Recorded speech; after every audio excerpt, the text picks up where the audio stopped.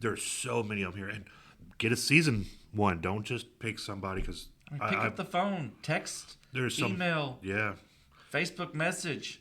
to do it. The worst thing they're going to say is no. Yeah, then you just go But I find you would another one. say a majority of Yeah. them here in the Evansville market, if you have a question, They will all help you. they're all going to sit Yeah, there and Absolutely. be transparent about what's going on. Yeah, and reach out. And as long as you're doing it, man, they'll take you under their wing. Yeah. And So- investors are like auctioneers. They're an open book.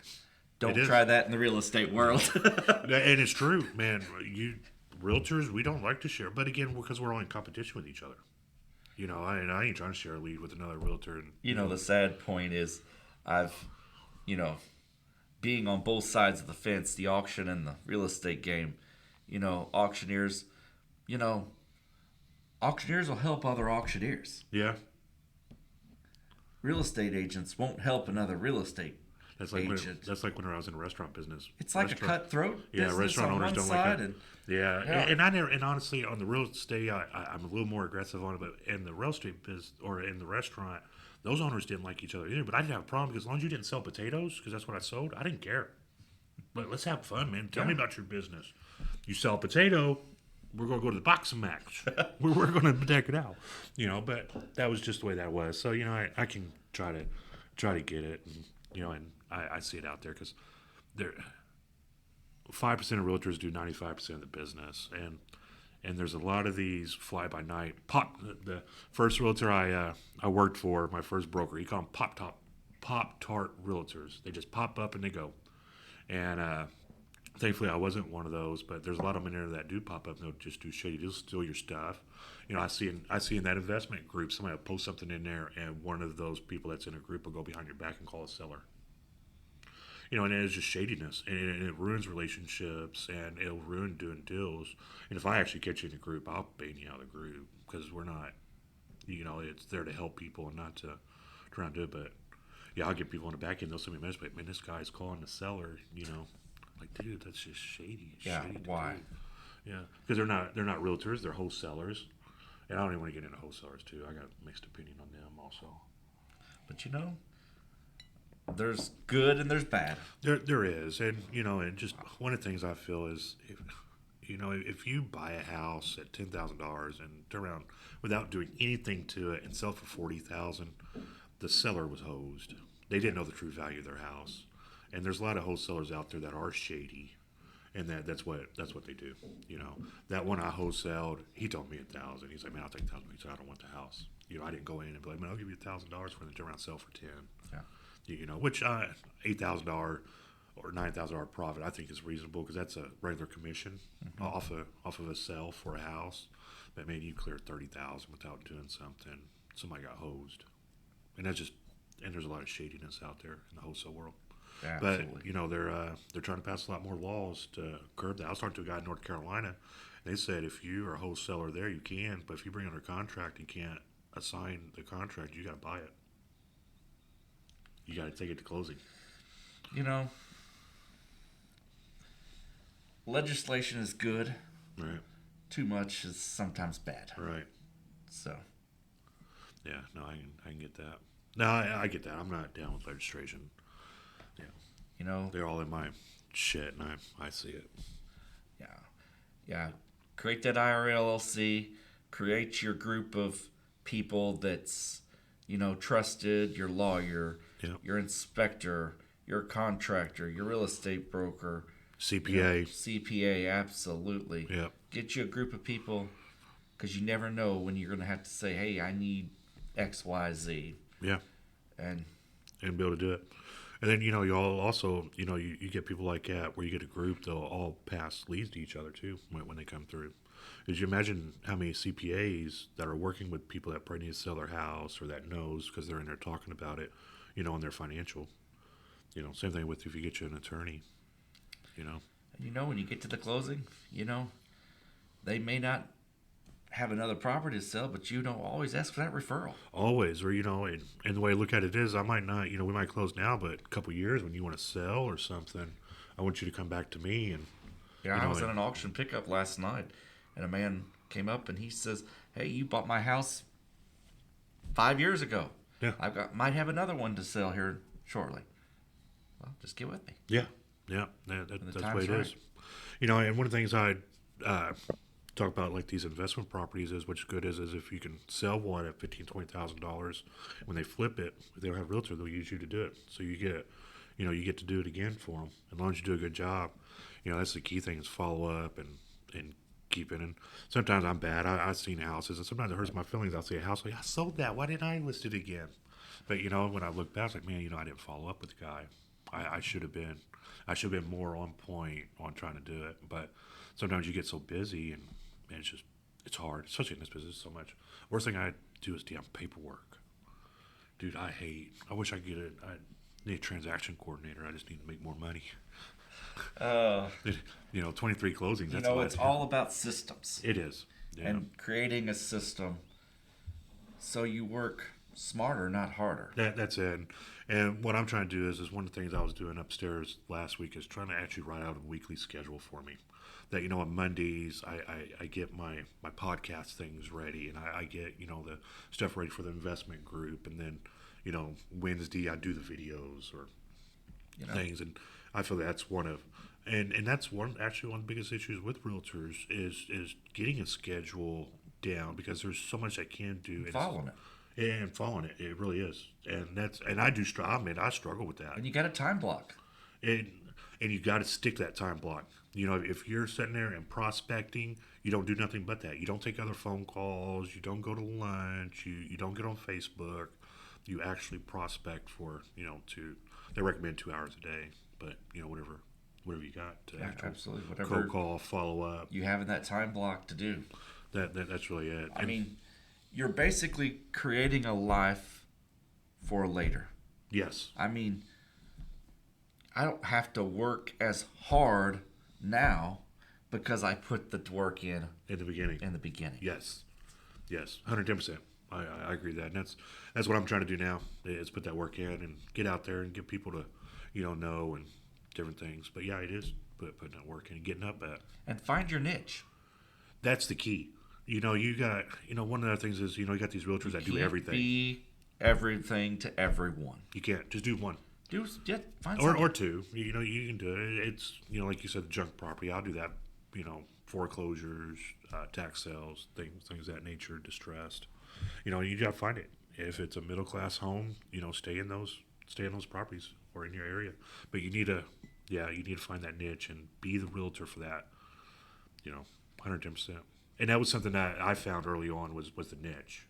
And that's where I knew that I needed to, because then, instead of focusing on all this, you can focus on this and you get more results. And you're better at it. Yeah, better at it, yeah. Because, that's what I want to be known for. Like you say, the junk, I want to be known like, hey, man, I can't get to know this property. I didn't call Jason. I can't unload this. Where's Jason at? And so that's really what I try to do with that. Absolutely. Man, I don't know. Formulas, we're just looking for really just anything that's boarded up, that you're looking for to be able to go in. And then also it comes back to, I guess different houses have different formulas to what it's going to take. And you need to, I guess, feel what you feel comfortable with on to take away. Do you have a percentage that you look at? It's all about the numbers. All about the numbers. Yeah, I agree with that on what it's going to be and be able to take away your time. And the property. I mean, if you're looking at a lower end property, your formula may not be the same as if you're looking at a $400,000 property. Absolutely. So, you kind of have to figure out what you're looking at and figure out what you're comfortable at. And that's key, is being comfortable, because there is different levels of investment. I mean, there's some investors that walk away with $2,000 and think they saved the world. Yeah. And there's other investors that won't do anything for $30,000. So, just figure out what that number is, And what level? Yeah, what level you feel comfortable with. If you want to do a full rehab, buy a $15,000 property, or do you want to buy a $40,000 property and put $15,000-$20,000 in it? New cabinets or something of that nature. Yeah, just figure it out. And I mean, be comfortable. Yeah, no, that's it. Diligence. I mean, we've said that so many times during this. It comes down to doing your diligence, and absolutely don't get that new car fever. There's houses on every block. In every city, there's houses. There's plenty of houses to get, and don't get your heart set on just And a one. lot of people right now in the investment world, there's less inventory. They're thinking, oh, we can give more. Yeah, but it doesn't. Don't do it. If the numbers do are it. not right, don't do it. Don't do it. No, I agree. Just Yeah. because there's no Numbers don't lie. Yeah. Numbers do not lie. You buy when you buy, that's when you make your money. Yeah. I mean, if you don't buy right, you can't sell right. No, you're absolutely right. And to know what the costs are, that you're not overpaying, or right contractor in there, because the right contractor can cost you too. Like And you I said, think you a gotta get a lot second of one. people just, again, don't know their numbers. They don't. No, they don't. What's a set of cabinets going to cost? Yeah. What's a countertop going to cost? Yeah. How What's an much is paint? HVAC? Yeah. HVAC. HVAC or hot water heater. Yeah. What's it gonna cost? Flooring. Oh well, that's what I was going to say. Flooring. If you got to raise a floor, I closed. Actually, the house I close on tomorrow. It has they're going to go in and jack it up and then cut out the floor, which is repairable. But they're going to jack it up, cut that floor. Well, what happened during COVID? I mean, we went from a couple dollar 2x4 to Oh my God, $10-12, and it's just astronomical. And prices are still high to build. It never come down, and then there isn't enough housing on the market, and I think that's why everything's so fucking high, is because you can't really get anything. There needs to be an influx. And some I hear talking to these investors is about these contractors. It's really a dying breed of these people to build these homes. The knowledge and the know-how isn't there. New people aren't getting into it to build these homes. So I don't know what's going to happen in the long run, unless it's all going to be just union builders. And it might be in my lifetime that I see where it dwindles down. But they say and talk how they struggle all the time getting contractors. They come in here like, we want a good contractor. We want somebody, because they got properties. yeah, There's plenty of work. There's just not anybody qualified to do the work. but people don't want to work anymore. That's it. Yeah. Well, yeah. They can make more That's money sitting another on the good couch, They think that it's just a podcast, or they just get on there and not the podcast, but they just get on there and think it. So, but yeah, no, I see it. But you also got to figure out, where your supplies are coming from. Yeah. Big box store may not be the best for everything. No, I wouldn't recommend, because a lot of that is regular wood probably, but a lot of that is just it's low quality stuff. Yeah. It's mass produced in some factory somewhere, And honestly, if I was to do something, I'd probably find some local company around that could be like, there's a local cabinet factory here. Yeah, absolutely. Fehrenbacher, is it Fehrenbacher? Fehrenbacher. They still do it. That I know that's one of them. That would be somewhere. I know there's even some wholesale cabinets for investors. Yeah. Jason Greer and Greer's Flooring. Great. Yep. Where's They have some options for investors on the cabinet side. So, it comes to doing your diligence again. Is knowing that, going out there and taking a I look. can tell you, during COVID, my product line changed. Where my stuff came from. Yeah. When I couldn't get it from my regular suppliers, I had to figure out, hey, I still have flips going. I still have properties that need to be fixed. Yeah. Things have got to keep going, and supply chain issues. So I had to figure out where this stuff's coming from. That's one thing. Is I had the restaurant during COVID, and we was short supply. But the thing that we struggled, and it wasn't just me, every restaurant, was to-go boxes. To-go boxes. Because when they stopped dining, you couldn't just do it. So now everybody's taking it to go, and I would drive. Dude, I would spend days. And if I could go drive out of town somewhere and go buy 5 or 6, 7 cases, I was there. Yep. And it was my job. I think I spent more time searching for to-go boxes than I did working in a company.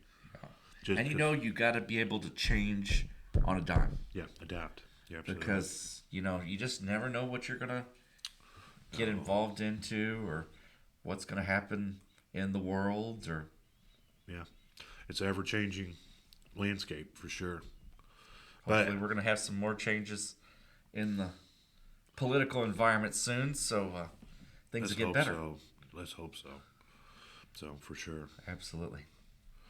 Man, I guess we're almost an hour and a half in. on the Wow. on the podcast. It's hard to believe it's been that long. Where we at? Yeah, we started at 10. It's 11. We're having 11:30. fun. Man, I enjoyed it. I really appreciate you coming out, and I Yeah. enjoyed talking, and also the knowledge. I love picking and learning stuff, and I've learned a lot here today with you, especially on like the IRA and the tax. I really like that tax sale seminar. I'm going to put up the information for people to get onto that, and then, man, I'll do a little editing and Education. so, dude, knowledge is power. Knowledge is power. Knowledge is power. That's what we always call it in the Marines, was knowledge. Where's your knowledge? Where's your knowledge book? Get your ink stick. We got knowledge time.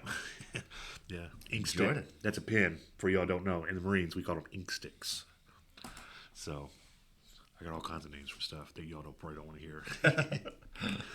So, man, is there anything else that you would like to add to anybody? Any advice or anything? If y'all, if y'all do have questions, feel free to reach out to Jonathan. Or if you need to auction off something, you got a property that you want to get rid of or auction, or you do individual stuff. Becky was wanting to talk to you too. That's after, I don't know if she was here, but she has some stuff that she was want to talk to you about auctioning. Yeah. But reach out. I mean, you'd be more than willing to answer any questions as long as you get up at 7:00 in the morning. Yeah. He'll answer any questions, and and also And help we do you. some traveling. We're licensed in 3 states: Indiana, Illinois, and Kentucky. So Nice. I'm just here. Yeah, I'm just here I in do. Indiana. I do traveling. So So that works. Especially over. I mean, I got a guy that comes over from Illinois. That's all he does is over there. So, absolutely. but yeah, if you need any of that, we're here for If you. we can help you, we're a phone call, a text, an email, Facebook That's message away. Yeah, no, absolutely. And make sure you go check him out. Go jump on Facebook and go check out Baker Auction and Realty. Follow him for sure. But man, I had something I was going to say and I lost that thought. I don't know. Oh, and if you do have any problem childs, properties that you can't get rid of, give me a call. I'd love to take a axe at it. I had one. I'm kind of proud of it. The guy had it for like 4. We've probably seen it 116 Virginia Street. It was all over the place. All right, he had a bunch of wholesalers and trying to do it, and I tried for months. I was like, man, let me do it. Let me do it. I said, but I'm not going to sell it if everybody else is selling it. Pinned it in 3 days. It's the way to 3 do it. days, and nobody could sell this house in 4 months, and I took it in 3 days. But that's because that's my niche. You know, It's about having the people, making those phone calls. It is, and being aggressive and going out there, and that is what I was doing. I was making phone calls. I was calling people. I was like, I got these property, hey, man, you want to go see it? And we finally had somebody that came through with it, and I pinned it at, it was 18,000, so, which I'm okay with it. In 4 months, that he could have sold it a lot earlier. I told him that. Well, in the beginning, I said, man, I could probably got you 25, but I was like, you've dropped the price so much, I can't go out and tell somebody 25 now when you've dropped this price. But well, last week I seen it at this. Yeah, absolutely. But I told him, I said, man, I could have sold this at 25,000 if you would have gave me months ago. And then he went with another realtor. It was a bigger company. I said, sometimes, man, I was like, bigger ain't better. Just because you see somebody that has 500 signs over the place, they probably don't have time for your property. That's right. And that's why we went with this bigger Investment property is its own little niche. It is. It really is. And you got to have somebody, and I say sometimes it's fine. It shouldn't be the brokerage that you go with. You need to find somebody that's aggressive, that's going to go out there. And sometimes it is better to find a smaller brokerage that somebody has like me. I'm hungry. I don't have 500 listings. And then because $18,000 listing to me is like gold, man. I want Absolutely. And then also it. But if you call another agent that deals in $500,000, $600,000 homes, they're gonna basically hang plant a a phone on sign and pray that it sells. Yeah, that's really it. Or they'll pass it off to somebody. That's what usually You gotta find someone that is knowledgeable in that product. Or man, I hear not a lot. I do hear from realtors that they'll get agents and they won't even write offers for a $15,000-$20,000 house. I'll write all day long. Yeah, absolutely. I just wanted to start negotiation. I'll write for $1,000 as long as I get negotiation started. We'll get you 20. Yeah, you got to get the talking. The people started. You never know where you're going to end. And that's really it. And, and a lot of times you don't know people's situation. What they're going on at that moment. Maybe their car just broke down. Yeah. And they need to unload this property to pay for their car. And but we're not in a market that if the property is priced correctly, You'll sell. you know, if the property's priced at 40,000 on an investment property and it's priced competitively for that market, don't go and write an offer of $2,000, Well, 5,000, whatever. I've it's an seen insult. it so many I times. say it, and I won't do it. I was joking about that. I will tell you not to, because a lot of times you insult people and they won't even But buy let me back tell at you, all. back in the day, you could do that. Right. But the market's so not hot now. right now, all you're going to do is burn bridges. Well, there's so many there's so many investors that will pay. You know, I got one guy. He'll pay full price, and then what he does is he just wants 5,000 back on concessions, but he'll give you full asking as long as you give him the 5,000 back to do what he needs to do, and he'll give you. I've closed 5 or 6 properties with him on that, and I've sold lots of packages Yeah. this year. I've sold a big package that we just closed a couple weeks ago. Got another package pending. So, Nice. there's people buying packages Yeah, right now. yeah. Well, I was just talking to I talked to everybody guy yesterday. And he just bought a package of 4 or 5 of them, and one of the houses he's trying to get rid of. Hopefully, I can sell it for him because he actually bought the package because he wanted the duplexes. Mm-hmm. So you get that a lot. Is where people buy packages for certain homes and unload the rest of them. There's a lot of great, real estate